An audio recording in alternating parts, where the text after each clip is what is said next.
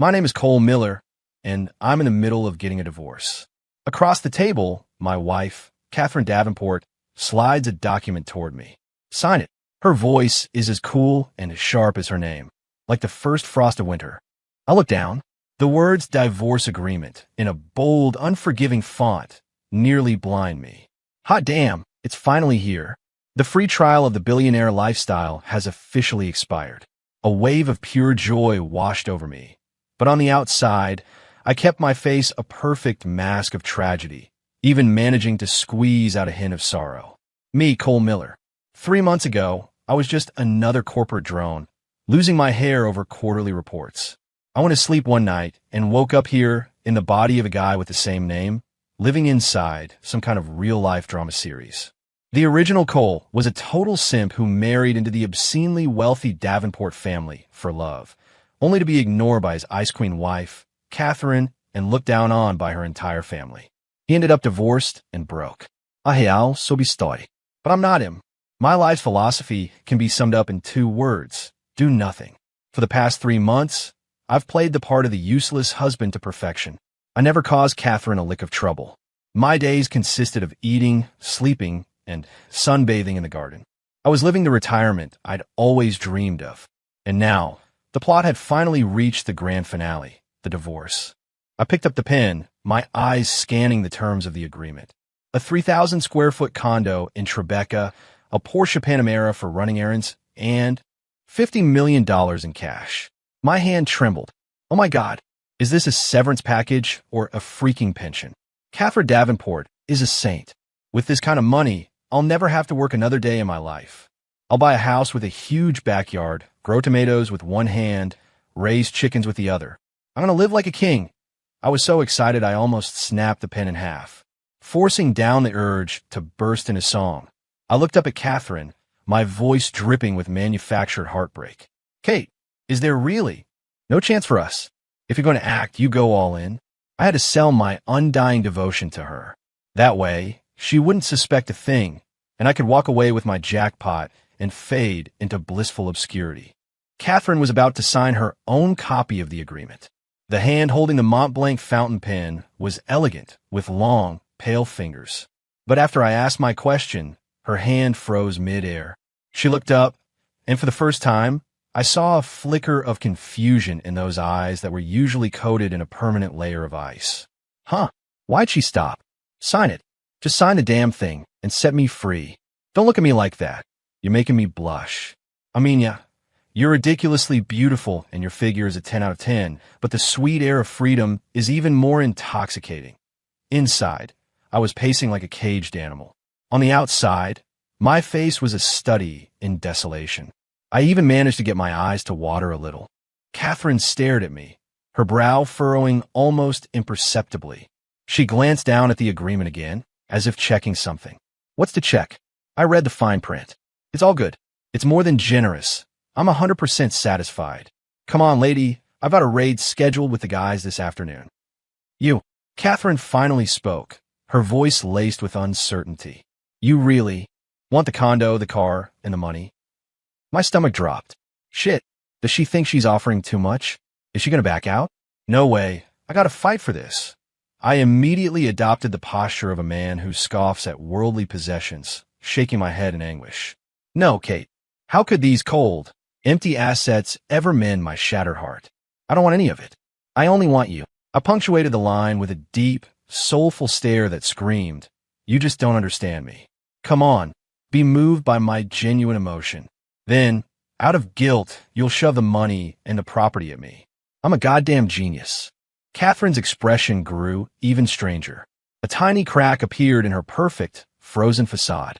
Her lips parted slightly, as if she were holding something back. Then she did something I never saw coming. She capped the pen.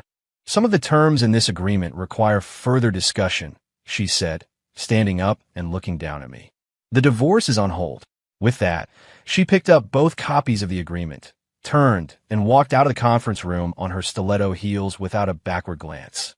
I was left alone, sitting there like an idiot, still clutching the useless pen. On hold. Further discussion. Are you kidding me, lady? I didn't get my divorce. It put me in a foul mood all afternoon. I couldn't even get excited about gaming. At dinner, the butler summoned me to the main dining room. The long table was set for the core members of the Davenport clan.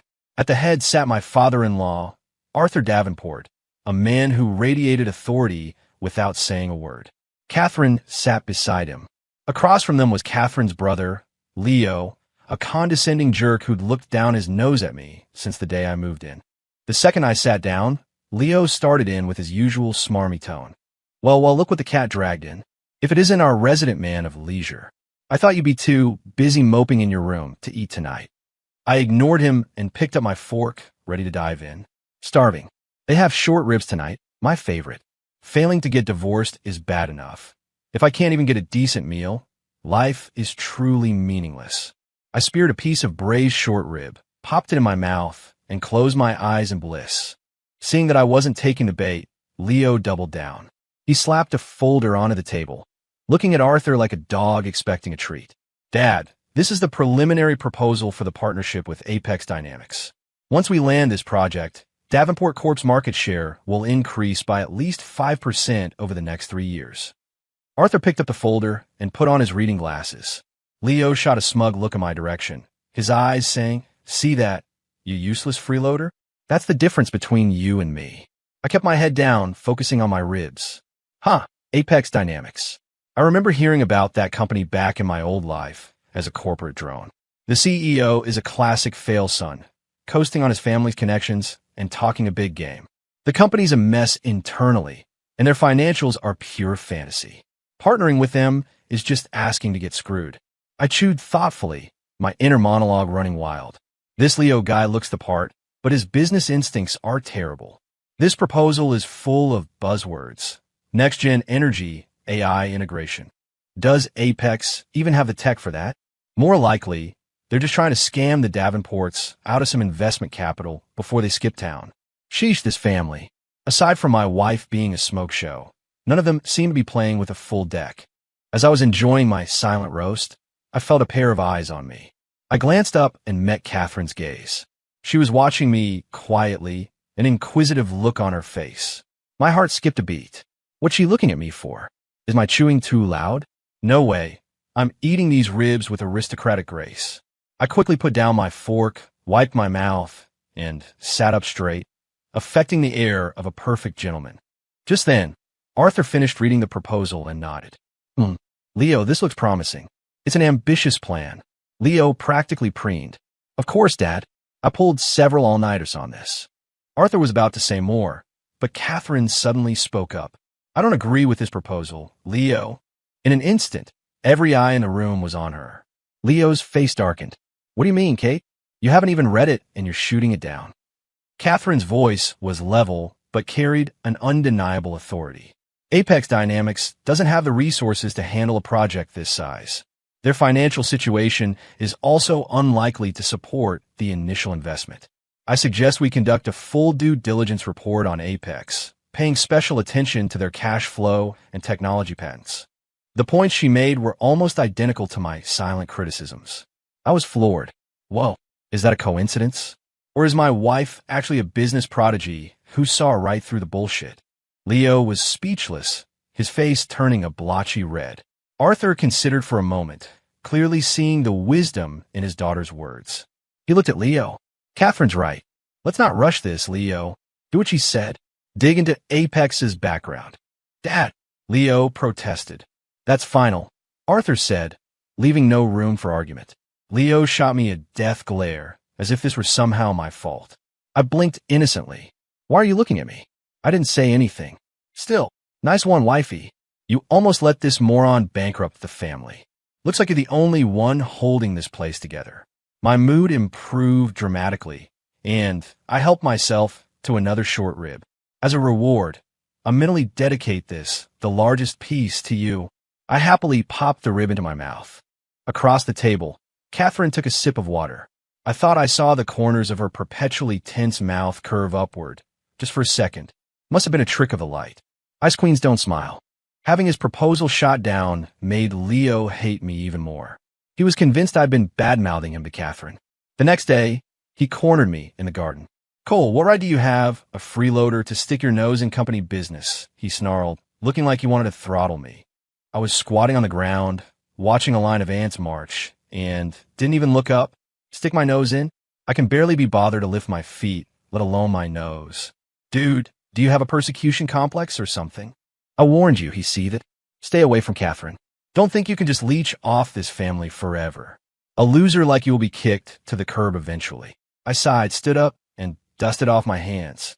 I'd love to be kicked to the curb, man, but your sister won't let me leave. Besides, if I left, with your business acumen, you'd run the Davenport fortune into the ground in 3 years. You wouldn't even have a trust fund left to complain about. I gave him a pitying smile. Leo, you've got it all wrong. Catherine and I are just having a little disagreement. I never meddle in family affairs. You. He was practically vibrating with rage at my nonchalant attitude. Just then, Catherine's car pulled into the driveway. The window rolled down, revealing her expressionless face. Leo, what are you doing? Leo's bluster vanished instantly, but he still tried to complain. Kate, don't let him fool you. He's trying to drive a wedge between us. Catherine's gaze shifted from her brother to me. I immediately switched into my best impression of a kicked puppy, looking down at my shoes with a I've been wrong but ignoble expression. Look at me. Look at my sad, innocent eyes. Your brother is bullying me. You're my wife. You've got to stand up for me here.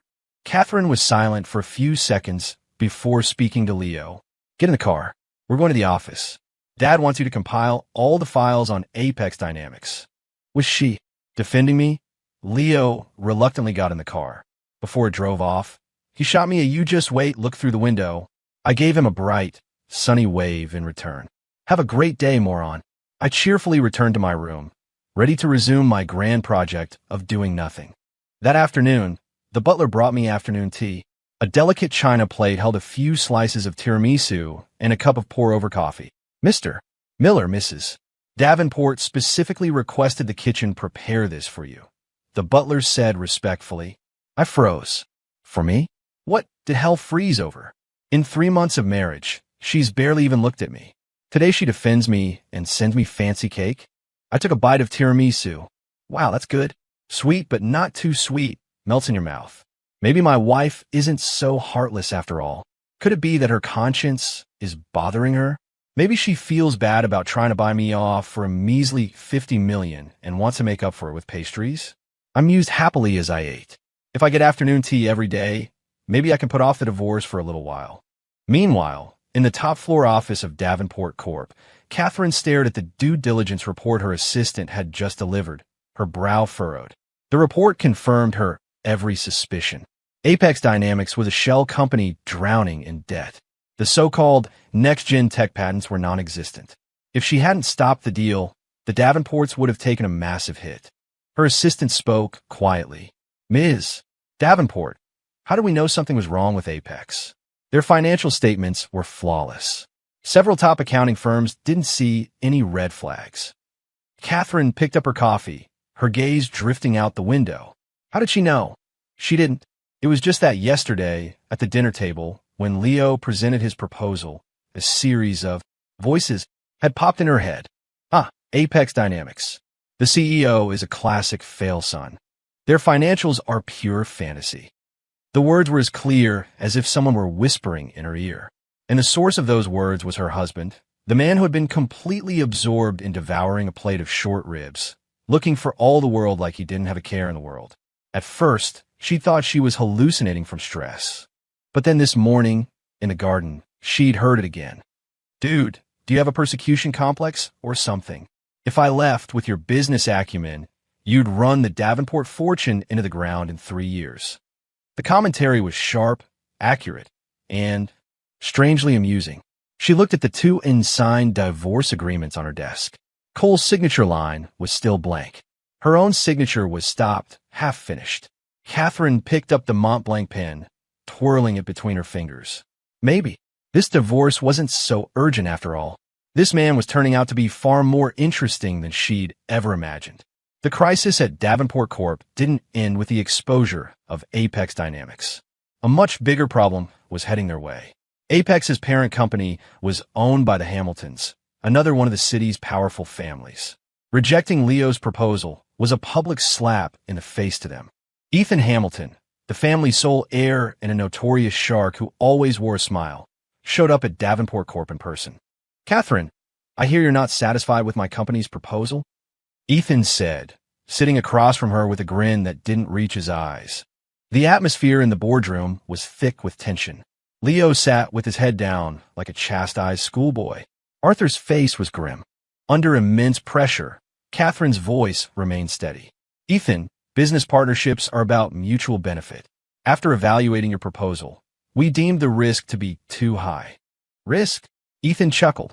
"I think it sounds more like you don't trust the Hamilton family's capabilities." His tone shifted, becoming aggressive. "Since Davenport Corp is too good for our little project, I suppose the joint development agreement for the Hudson Yards South project is no longer necessary." The Hudson Yards South project. It was the Davenport's biggest venture of the year, with billions of dollars already invested. If the Hamiltons pulled out now, the entire project would collapse, and the company's cash flow would be instantly severed. It was blatant blackmail. Beneath the table, Arthur's hands clenched into fists. The color drained from Catherine's face. The entire boardroom was silent. And me? I was at home, enjoying a delightful afternoon nap. I had no idea about the corporate drama unfolding downtown. All I knew was that the sun was warm, the bed was soft, and in my dreams, there was an endless supply of short ribs. Just one more piece. So good. I rolled over, smacking my lips, and continued my culinary dream. In her office, Catherine felt a throbbing in her temples. On one side was Ethan Hamilton's relentless pressure. On the other, the survival of her family's empire. She took a deep breath, forcing herself to stay calm. She needed a way out, a strategy that would make Ethan back down without sacrificing the Hudson Yards project. But what could she do? The Hamiltons had come prepared, ready to go for the jugular. Just as her mind was racing, that familiar voice echoed in her head, completely out of the blue. "Man, that was a good nap. Time to find some food. I wonder what's for afternoon tea today. Another slice of that tiramisu would be perfect. Catherine, is this really the time to be thinking about dessert? Nah, first I should go check on my succulents. I watered them yesterday, wonder how they're doing." A vein pulsed in Catherine's temple. Here she was, drowning in stress over the company, and he was thinking about snacks and houseplants. Did this man have any sense of responsibility as a Davenport by marriage? Just as she was about to lose her composure, the voice spoke again. "You know, that name? Ethan Hamilton, sound familiar." "Oh, I remember now. Saw him in the financial news in my past life. The guy's a total maniac, does anything to win. I think he had a mortal enemy. Some guy named Thorne?" "Dr. Thorne? The one who makes those computer chips." "Yeah, that's it. Dr. Marcus Thorne. I heard Hamilton stole his girlfriend back in the day to win a contract or something. They've hated each other's guts ever since. Thorne went on to create the Helios chip and basically used it to choke out Hamilton's electronics division. Hamilton was losing his mind trying to get his hands on that chip. Sheesh, the drama. My succulents are so much more peaceful." The voice faded. Cole had probably gone to check on his plants. But in the boardroom, Catherine's eyes suddenly lit up. "Dr. Marcus Thorne, the Helios chip." It was like a bolt of lightning, illuminating a path through the fog. She found it, the key to turning the tables. In front of everyone, Catherine picked up her phone. Her fingers flew across the screen, pulling up a file. "Ethan," she said, looking him straight in the eye, her earlier panic replaced by a steely confidence. "We can walk away from the Hudson Yards project. But your subsidiary, Voyager Electronics, has been having some trouble sourcing the Helios chip lately, haven't they?" The smile on Ethan Hamilton's face froze. How? How did you know that?" The Helios chip was the core product of Prometheus Innovations, founded by Marcus Thorne. Its performance blew foreign competitors out of the water, and every high-end electronics manufacturer was desperate to get it. Voyager Electronics was one of the Hamiltons' most vital assets, but their reliance on foreign chips had left them vulnerable. They desperately needed a domestic supplier. But because of their personal feud, Marcus Thorne had publicly declared that Prometheus products would never be sold to the Hamiltons. It was Ethan's biggest headache for the past 6 months, and a closely guarded secret within his company. How did Catherine know? She didn't answer his question, continuing instead, "As it happens, Dr. Thorne of Prometheus Innovations was a friend of mine in college. and the venture capital arm of Davenport Corp. was one of his angel investors. She paused, delivering the final blow. So if you're truly set on tearing up the Hudson Yard Agreement, I imagine Marcus would be more than happy to see Voyager's production lines stay shut down for a few more months. The air in the room seemed to solidify. Ethan's expression shifted from confusion to shock, finally settling on a dark, humiliated shade of red. He stared at Catherine, unable to comprehend what had just happened. The connection between the Davenports and Prometheus was buried deep. Even his own intelligence hadn't uncovered it. How had she found his greatest weakness in a matter of minutes? Arthur and the other executives were equally stunned.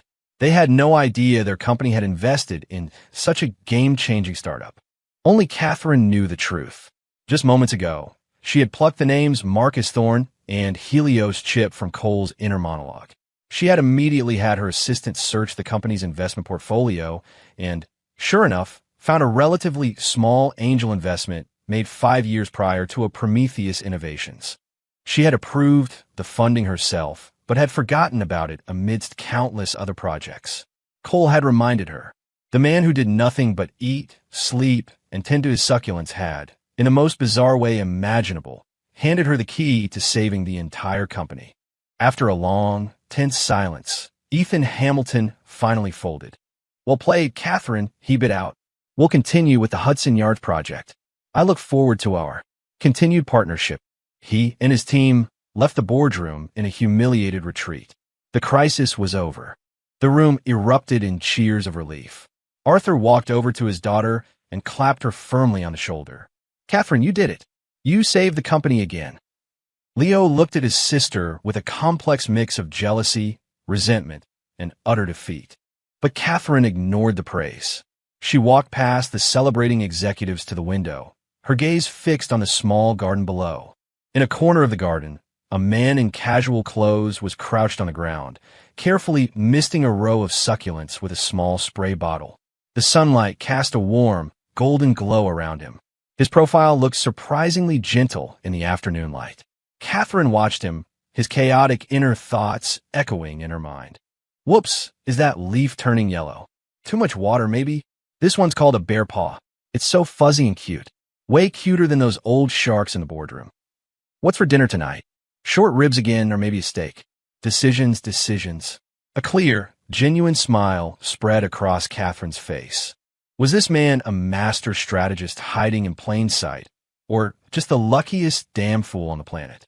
Ethan Hamilton's threat was neutralized, and Catherine's authority in the company soared to new heights. I, of course, knew none of this. I only noticed that the food at home was getting progressively better. Not only were there short ribs every day, but now things like lobster thermidor, dry-aged porterhouse, and truffle risotto started appearing. Catherine even hired a nutritionist for me, claiming I was too thin and needed to bulk up. I pinched the soft flesh around my waist and fell into deep thought. Are they trying to fatten me up for slaughter? Still, I could get used to this life of decadent corruption. Besides the 5-star meals, Catherine's attitude toward me had done a complete 180. She was no longer cold and distant. She was still a woman of few words, but the look in her eyes had softened considerably. Sometimes, if I fell asleep on the couch watching TV, she would quietly cover me with a blanket. If I was in the garden with my plants, she'd bring out a cup of tea and set it beside me. The most shocking thing happened one night when I was up late, deep in a gaming session. She walked in wearing a silk robe. Instead of her usual icy glare that could freeze lava, she just said softly, "Don't stay up too late. It's bad for your eyes." I was so startled, I fumbled my controller and got my fully healed teammate killed. Whoa, she's concerned about me? Did she get body snatched by an alien? Or is this some kind of final act of kindness before the divorce? Is she trying to make me feel guilty, so I'll give up the 50 million? No, I must be strong. This is a honey trap. A very, very comfortable honey trap. I remained wary of Catherine's gentle offensive, even as I shamelessly enjoyed every second of her attention. It was a confusing, yet wonderful state of affairs. One day, Catherine had a black-tie charity gala to attend and needed a date. Normally, she'd rather go with her bodyguard than with me. But this time, she broke precedent and extended an invitation. "There's a gala tonight. You're coming with me," she said, standing in front of me. It was a statement, not a request. I was curled up on the sofa, binge-watching an anime series, and didn't even look up. A gala? A bunch of phonies in tuxedos, wearing fake smiles and sucking up to each other. No thanks. I'd rather stay home with my anime. Not going. Not really my scene, I said lazily. You should go by yourself. Catherine fell silent. I could feel the temperature in the room start to drop. What, she's mad? Seriously? It's just a party. You always go alone anyway. Wouldn't taking a loser like me just embarrass you more? I peeked up at her. She was just standing there, staring at me, with an expression I couldn't quite decipher. It looked a little like she was hurt. No way. Hurt? My wife doesn't get hurt.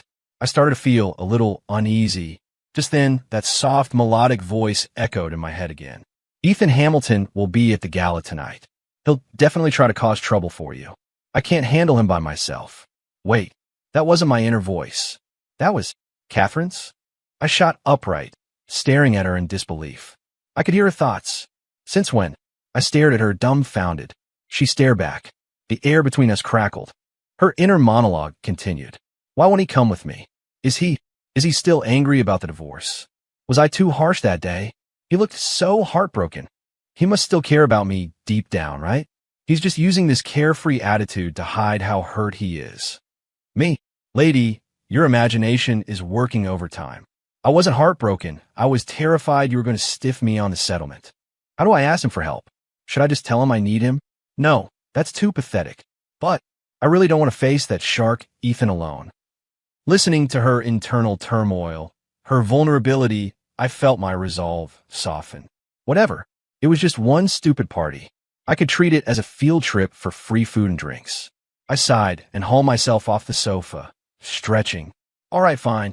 Since you've been keeping me so well-fed lately, I'll go with you, I said, with an air of you owe me one. But just so we're clear, I'm only there for the food. Don't ask me to do anything else. Catherine's eyes lit up instantly. It was like watching fireworks bloom in a dark sky. Okay, she said, nodding emphatically, a smile touching her lips that she didn't seem to notice. He agreed. He really does care about me. I watched her, looking happier than I'd ever seen her, and scratched my head. Women, what a bunch of weirdos. The gala was a sea of glittering gowns and sharp tuxedos. I felt ridiculous in the designer suit Catherine had picked out for me. This thing is way too tight. It's strangling me. I miss my sweatpants. I grabbed a glass of champagne and found refuge at the buffet table in the corner, giving a platter of seared foie gras my undivided attention. Catherine moved through the crowd like a queen, effortlessly mingling with business tycoons and socialites. I was more than happy to be left alone. Just as I was about to launch my assault on a third platter of salmon sashimi, a grating voice sounded behind me. Well, if it isn't the Davenport's live-in charity case, Cole Miller. I turned. A few slick-looking guys and their dates were smirking at me. I vaguely recognized the one in the lead. A college classmate, maybe? Wade? A typical trust fund bully who was always running with a pack. Oh, right. I remember this clown from the original Cole's memories. He gave him hell back in school. Can't believe he's still this childish after all these years. Wade took my silence as fear and grew bolder. So, Cole, I heard you married up right out of college. Or should I say, you were bought? How's the life of the kept man treating you? His friends snickered. I couldn't be bothered. I picked up my plate to move to a different spot. Arguing with idiots just lowers your IQ. My destiny lies with the stars. And that platter of lobster tails over there. But Wade stepped in front of me, blocking my path. Hey, don't run off. It's a class reunion. Let's catch up. Word on the street is Catherine can't stand you.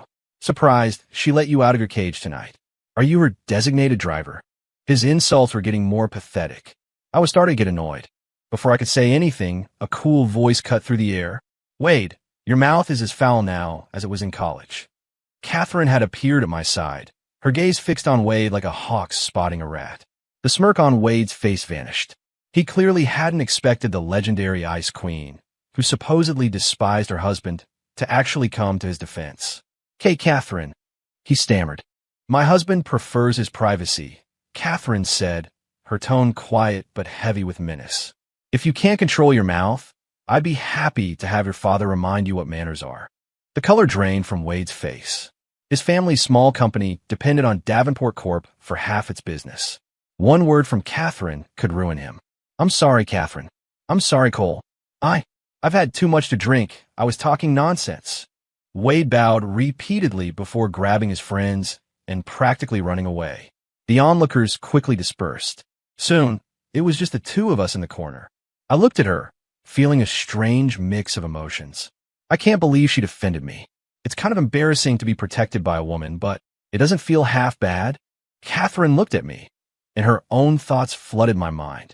He must be so upset that they bullied him. He's just looking down, not saying a word. He must be trying so hard not to show how hurt he is. This is all my fault. If I gotten here sooner, he wouldn't have had to endure that. From now on, I have to protect him. I won't let anyone bully him ever again.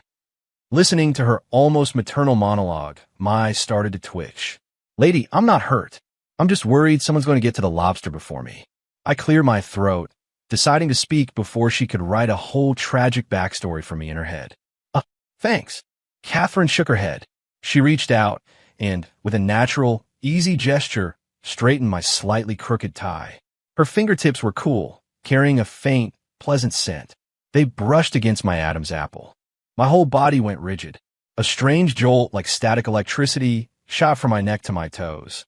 Catherine's hand froze for a second, too, before she pulled it back as if nothing had happened. But her inner voice exploded in my head like a string of firecrackers. Oh my God, I touched him. His Adam's apple. It was so firm. His skin is so warm. Is his heart racing too? Does he think I'm being forward? I didn't mean to. What do I do? What do I do? I looked at her face, still a perfect mask of composure, and then listened to the five-alarm fire raging in her mind. For the first time, I thought that this ice queen was maybe kind of cute. The main event of the evening was a charity auction. The final item was a blue sapphire necklace called the Heart of the Ocean. The bidding started at $10 million. I had zero interest in shiny rocks and was about to slip outside for some fresh air when Ethan Hamilton suddenly raised his paddle. $20 million. After placing his bid, he shot a provocative look at Catherine. Everyone knew what this was about. He didn't want a necklace. He wanted to humiliate the Davenports. Catherine's expression hardened. Leo, sitting beside her, was already fuming. Kate, we can't let him get away with this. I'll bid 30. Catherine put a hand on his arm to stop him. Ethan is deliberately driving up the price to drain our capital. We can't fall for his trap. The market value of this necklace is $15 million, tops. Her thoughts were calm and rational. I listened and nodded to myself. Yep, wife's right. Spending tens of millions on a stupid rock. With that money, think of all the short ribs I could buy. Seeing no reaction from the Davenport table, Ethan's smirk widened. What's the matter, Catherine? Not interested in the heart of the ocean? Or is it that Davenport Corp can't afford a little necklace these days? A murmur went through the crowd. This was more than just a challenge. It was a public declaration of war. Leo's face was beet red. If Catherine hadn't been holding him back, he would have charged across the room. Catherine's own hands were clenched into fists. That bastard. He's trying to corner me. If I don't bid, by tomorrow the whole city will be whispering that Davenport Corp is having cash flow problems. But if I do bid, I'm playing right into his hands. She was trapped. I looked at the glittering blue necklace on stage, then at Ethan's punchable face and stroked my chin. That necklace, why does it look so familiar? I dug through the memories of the original Cole. He might have been a doormat, but he was still born with a silver spoon in his mouth and had picked up a thing or two about antiques and jewelry. Oh, I remember. That's not the heart of the ocean. It's the Siren's Tear. Holy crap, that thing's a fake. The original Cole saw it in a book in his grandfather's library. The real heart of the ocean was lost at sea over a century ago. Some jeweler later made a high-quality replica and named it the Siren's Tear. It was so well made that it was often passed off as the real thing. This Siren's Tear, while beautifully crafted, is worth a tiny fraction of the original. Maybe $2 million tops? And that idiot Ethan is paying $20 million for a fake and acting all smug about it. This is hysterical. I was cackling internally, completely oblivious to the fact that the woman beside me had gone completely still. She whipped her head around to stare at me, her eyes wide with shock and disbelief. A fake? How does he know it's a fake? Is it possible? He's not just pretending to be useless, but is actually a master appraiser in disguise. Her mind was a tempest of astonishment. On stage, the auctioneer was starting the countdown. 20 million, going once. 20 million, going twice. Any other bids? Ethan looked at Catherine, victory gleaming in his eyes, waiting for her to concede. At the last possible second, Catherine smiled. She raised her paddle. Her lips parted, and she named a price that made the entire room gasp. 50 million. Everyone went crazy. Ethan's triumphant smile froze on his face. 50 million. It was an insane price, far beyond anyone's expectations. Ethan's face became a kaleidoscope of colors. He never imagined Catherine would not only meet his bid, but blow it out of the water, raising it to a level he couldn't possibly match. If he bid again, it would be 60 million. Even he would be disowned by his father for spending that much on necklace. But if he backed down now, all his earlier posturing would make him look like a complete fool. 50 million going once. 50 million going twice. The auctioneer's voice hammered down on Ethan. Beads of sweat formed on his forehead. He looked at Catherine, trying to find any sign that she was bluffing. But there was none. She simply met his gaze, her eyes holding a faint trace of pity, as if she were looking at a clown. 50 million, 3 times. Sold. The gavel fell. The necklace belonged to Catherine. But no one in the room thought she had one. Spending 50 million on a $15 million necklace out of spite, everyone assumed the intense pressure had finally made the CEO of Davenport Corp snap. Ethan had lost face, but he was secretly thrilled. He had successfully tricked the Davenports into flushing millions down the drain. Impressive, Catherine. Very impressive, he said, clapping with mock sincerity. Catherine ignored him. She turned to me and held out her arm. Let's go home. I numbly placed my hand on her arm and let her lead me out of the ballroom. I was still in a daze when we got in the car. What the hell was that? Is she insane? Didn't she hear me? I told her it was a fake, and she still paid 50 million for it. Are we made of money? 50 million. Do you know how many short ribs I could buy? You're going to bankrupt us. My soul was bleeding from the financial wound. Catherine sat beside me, clearly hearing my anguish. She was trying not to laugh, but her inner voice was smug. You idiot. Who said I was going to pay for it? When we got home, Leo followed us in, immediately rounding on me. Cole, this was you, wasn't it? Did you convince Kate to bid on that necklace? 50 million. Do you have any idea how much money that is? You're going to ruin us. He was convinced I had goaded her into it to try and win her favor. I ignored him and went straight to the fridge for a Coke to calm my nerves. Catherine stepped between me and her brother. Leo, this has nothing to do with Cole. It was my decision. Your decision? Kate, have you lost your mind? I'm perfectly sane. Catherine took out her phone and made a call. Hello, Mr. Davies? It's Catherine Davenport. I need you and our corporate appraisal team to go to the auction house tonight. That's right. Tell them we suspect them of auctioning a counterfeit item and demand an on-site inspection of the heart of the ocean. If it's a fake, I want you to file a lawsuit against the auction house and the consignor for commercial fraud. The consignor.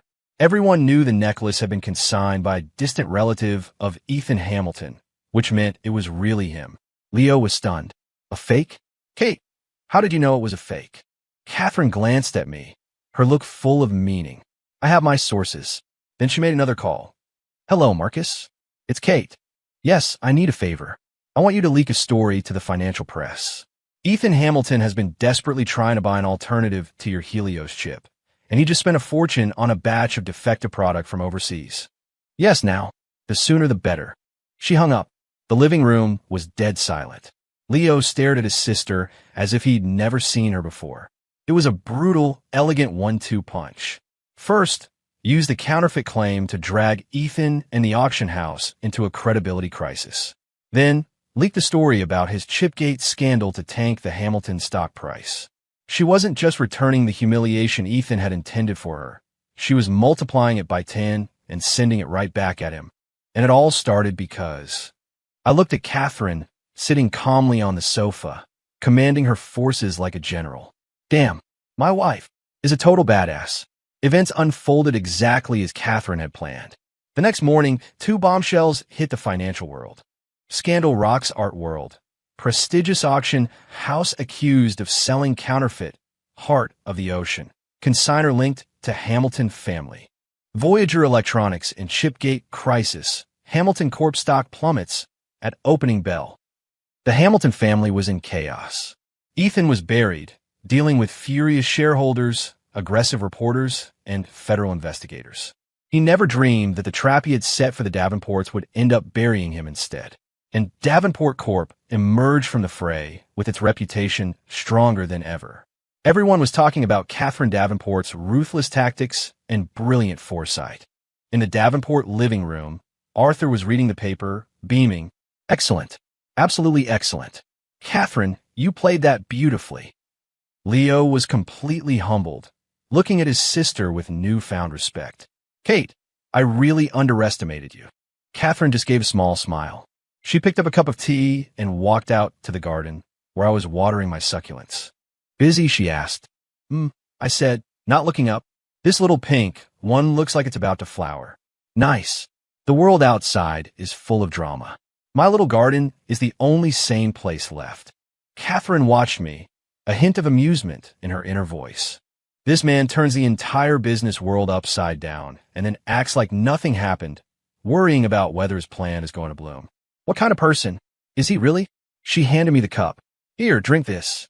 I took it and had a sip. Oh, by the way, she mentioned casually, the auction house already refunded the $50 million.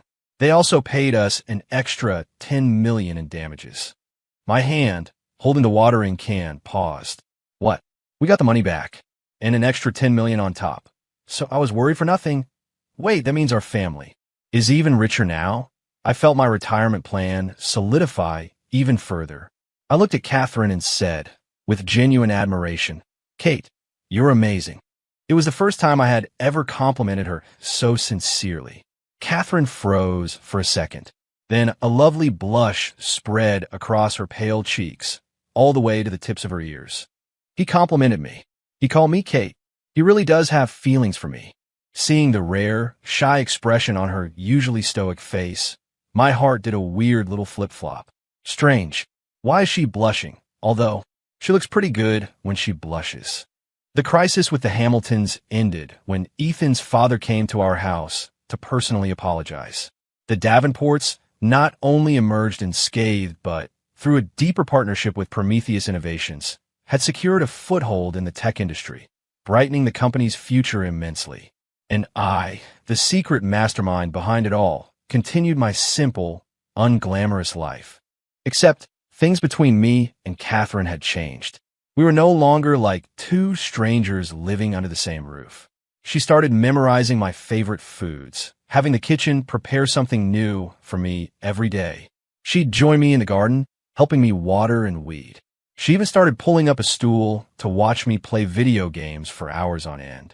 She never said much, but I could hear her thoughts, and they were always about me. He's playing that shooter game again. He looks so focused. He ate 3 servings of dinner. He must have been really hungry. He looks like a little kid when he's sleeping. It was a strange feeling being the center of someone's universe like that, but not a bad one. That night, I was lying in bed, unable to sleep. I was pondering a very serious question. Do I still want this divorce? If I go through with it, I get $50 million, a condo, a Porsche. I can retire and live the good life.